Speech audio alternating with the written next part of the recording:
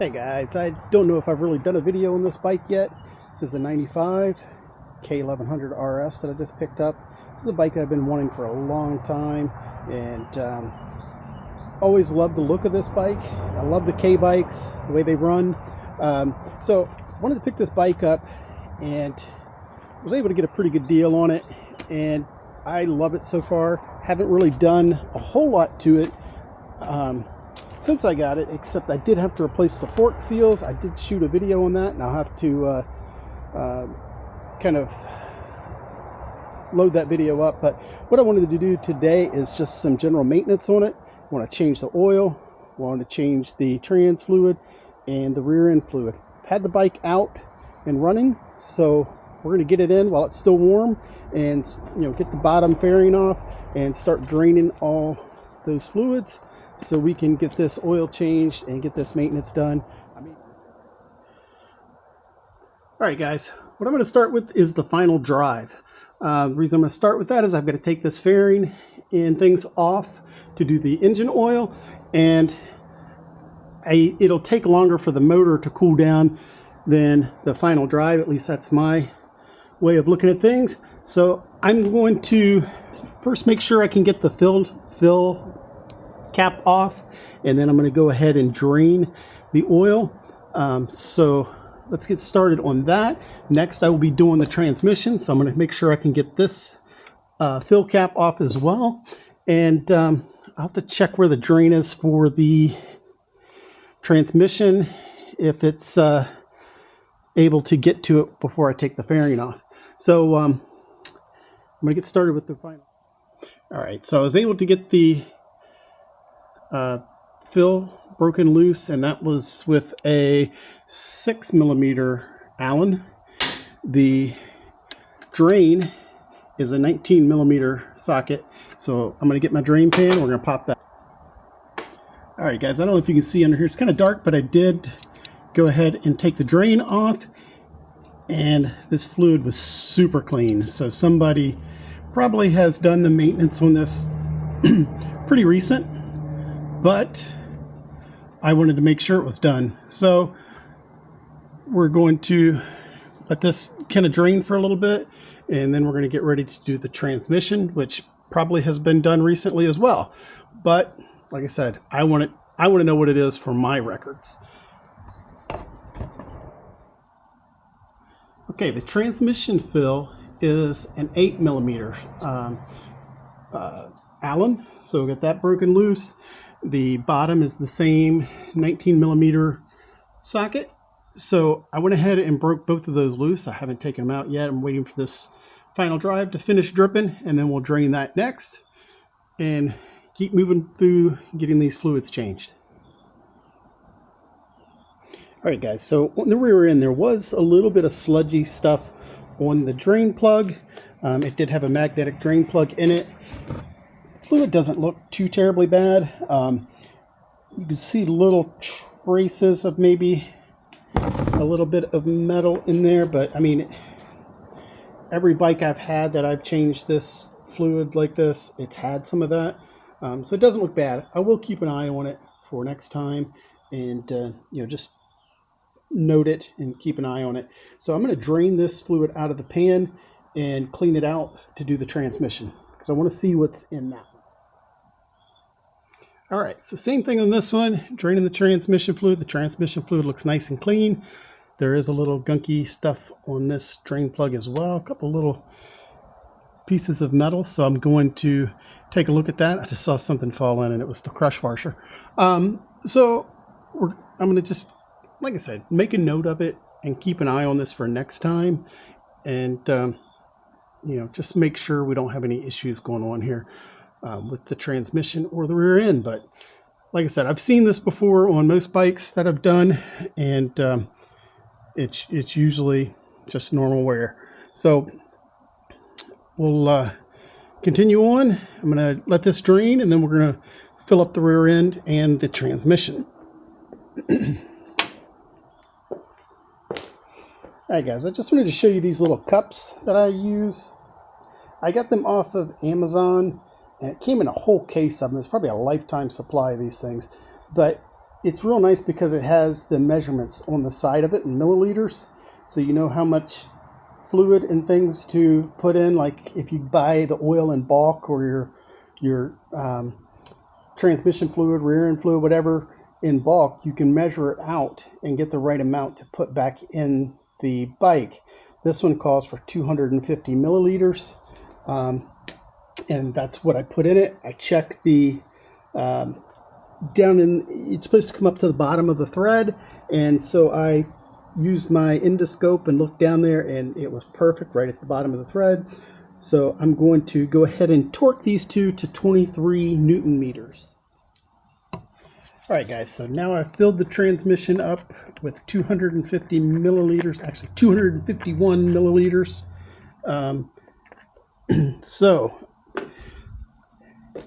there's, in the manual for this bike, it didn't say anything about how to check the oil to make sure you have enough, but I had this tool here from my K75, and I'm pretty sure this is the same transmission or close to it. So let's see how close it is on this little dipstick thing here, and it looks like it's right at the fill mark. So I guess, you know, this is pretty much the same capacity of the transmission, at least if it's not the same transmission. So got those filled up. I'm going to torque down the fill cap here. The fill and the drain on the transmission is 20 Newton meters, not 23 like the rear. Don't know if 3 little Newton meters make that much a difference, but we're going to torque it down to 20 Newton meters. First thing we're going to do is, I've already taken these bolts at the top loose, so just checked them all, make sure they were loose, and I took there's 2 bolts underneath here, taking those out as well. So now we're going to go ahead and take the rest of the lower fairing off here so we can get to the oil and get it drained. Bike is up to operating temperature, and so we're going to go ahead and drain the oil and get ready to do the oil change. So I'm going to go ahead and take these, there's 4 Allen screws on each side. We're going to take those out, and then we're going to move on from there. Alright guys, so I got the lower fairing off, so I'm going to go ahead and drop the drain plug. I believe it's an 8 millimeter. I'll have to check, but I'm pretty sure that's what it is. If it's not, I will let you know. And I'm going to take the oil cap off to help it drain even faster. So, and then we'll get in there and get the oil filter out. So, start with draining the oil. Alright, I don't know if you can see under here, but there's an Allen right here with an 8 millimeter. So, just get on that and pop that loose,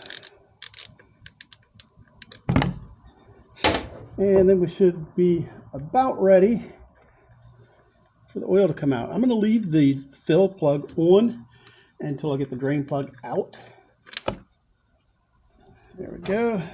And I'm going to take it off, and it'll help the oil kind of flow through a little bit better, but it's flowing out pretty good on its own because the bike is pretty warm.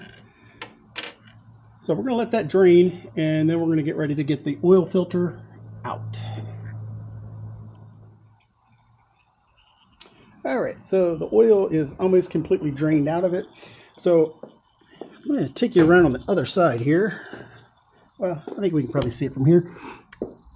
There is a cover under here, right here, that has some Allens on it, and that's where the oil filter is. So we're going to pop that little housing off. I haven't even looked at it yet to see what size it is. It's probably 4 or maybe 5 millimeter Allen. So we're going to take that off next. Alright guys, hopefully you can see okay under here. Probably not, but we'll see if this can show you what's going on. But these are 5 millimeter Allens that hold this oil cover or oil filter cover on, and it will let out some oil once you take these 3 bolts loose. So be ready for that. Keep the oil pan under it.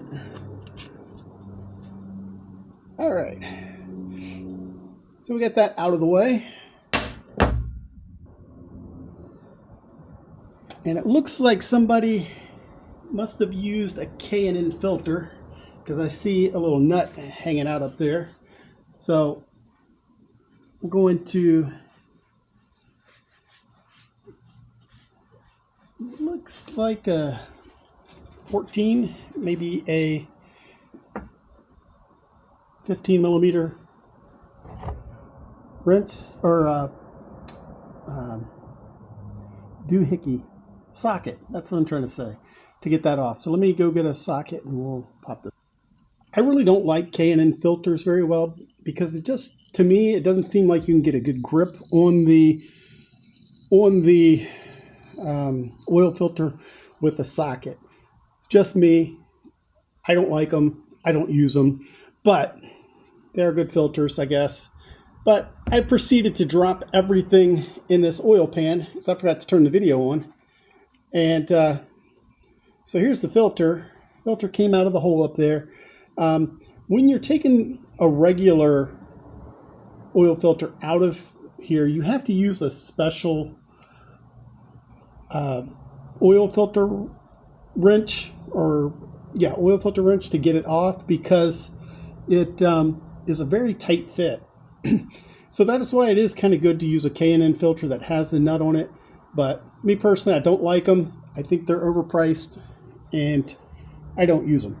So I'm going to clean this filter off, let it drain out in my other pan, and we'll get ready to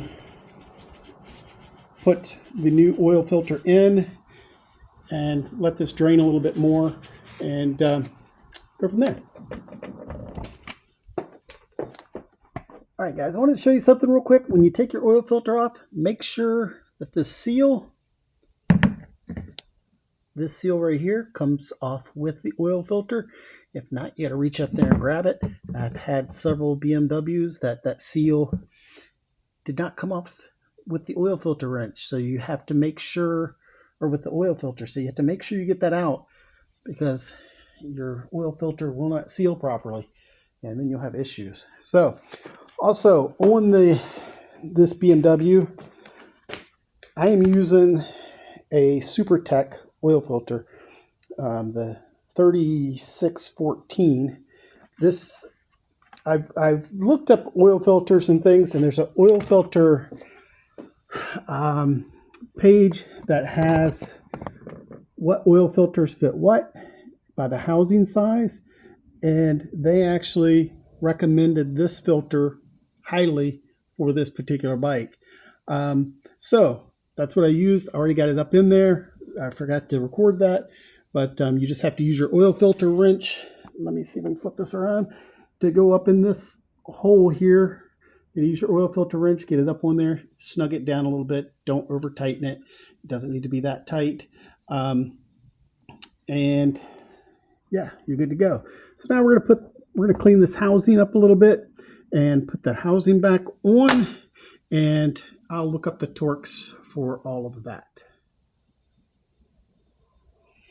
All right, so the drain plug, I've replaced the crush washers on it. This is gets torqued to 18 newton meters. So I'm just going to snug it up here, put the torque wrench on it.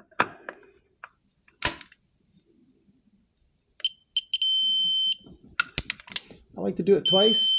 All right, so 18 newton meters, and this oil filter drain cover is 6 newton meters for the little bolts that hold that in. So let me set my torque wrench to 6 newton meters.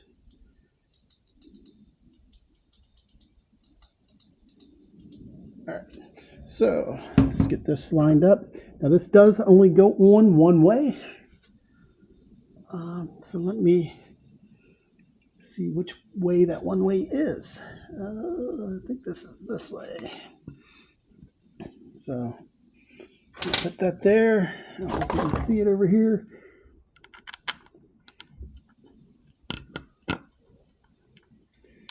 Start the first bolt there.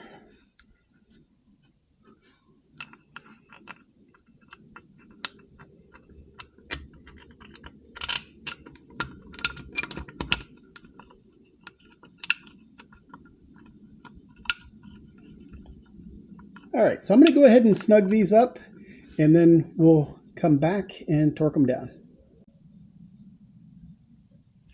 All right, guys, so I got the bolts started. So now we're going to go to 6 Newton meters.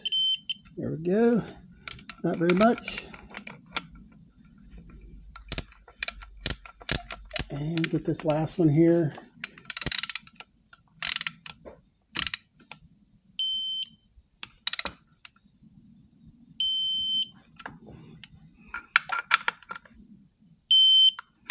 And check them off. Good to go. Now we're ready to clean this up a little bit. We're going to put the oil in it. Wipe off under here.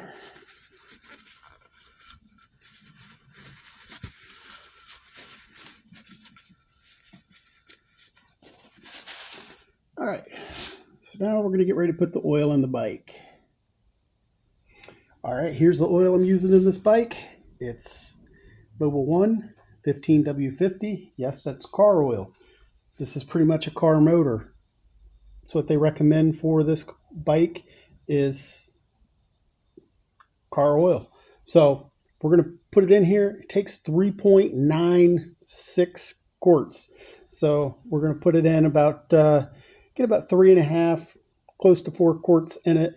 We'll start the bike up, run it a little bit, and let it sit, and then we'll check it and see what the oil looks like. As you can see right now, you can see the sight glass, and there's nothing in it. So I'm going to go ahead and pour the oil in. I think you know how to pour oil in, so I'm not going to record it, but I'll be right back. All right, guys, so I put about 3.5 quarts in, and you can see it's overfilled right now is what it looks like, but the bike hasn't been started yet, and none of the oil's been pumped through everything, so we're going to go ahead and start it up. I have the key on. I'm going to try to crank it a few times without it starting, just to build up a little oil pressure. Got it started.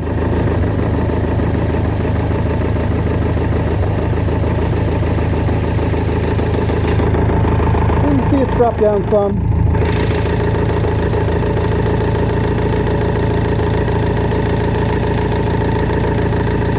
So I'm going to let this run for a minute and then we'll come back and we'll check the oil after.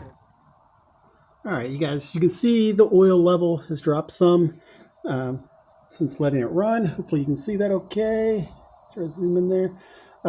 So I'm going to add a little bit more oil to it just to bring it up close to the top of this little circle here. I want it to be up with just a little bit of gap. And so we're going to add a little bit more to it. And then I'm going to go ahead and put the fairings, everything back on it. And we'll get it off the lift, run it a little bit, maybe ride it down the road a couple times. And then we'll come back and check the oil again. I like to put the bike over on its side stand for a couple minutes and then put it on a center stand.